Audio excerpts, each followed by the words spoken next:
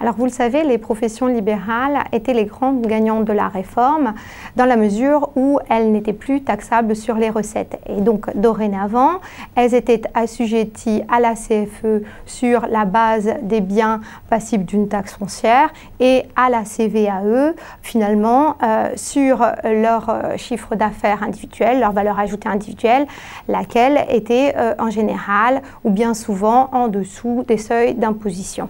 De sorte que le législateur est intervenu dans ce domaine.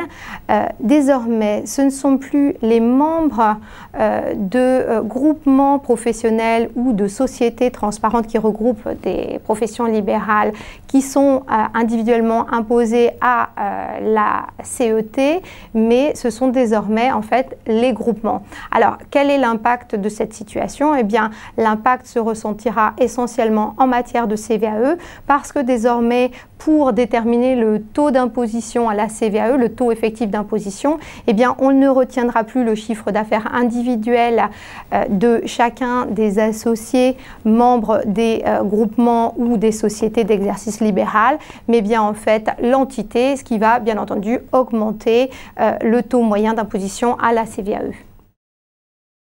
En taxe locale, il existe un dispositif qui est codifié à l'article 1518b qui permet d'éviter des baisses brutales de base qui seraient subséquentes à des opérations d'apport partiel d'actifs, de fusion, de scission ou même encore de TUP.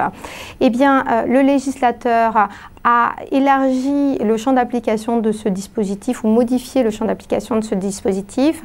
Donc modifié, pourquoi? Parce qu'il a désormais prévu que la valeur locative qui sera retenue après ce type d'opération sera en fait identique à celle qui était retenue auparavant si l'opération de restructuration est réalisée entre des sociétés qui sont placées l'une sous le contrôle de l'autre ou entre des sociétés placées sous contrôle commun.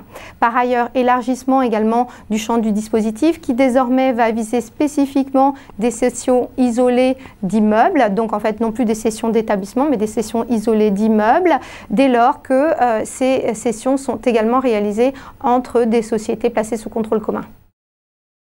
Alors la CFE est acquittée via deux acomptes payés en juin et en décembre et le législateur est également intervenu dans ce domaine pour prévoir que l'acompte de CFE de juin donc sera liquidé spontanément désormais par le contribuable, donc sans qu'il reçoive un avis d'acompte. Donc il régularisera bien entendu au moment du solde lorsqu'il recevra son avis d'imposition définitif.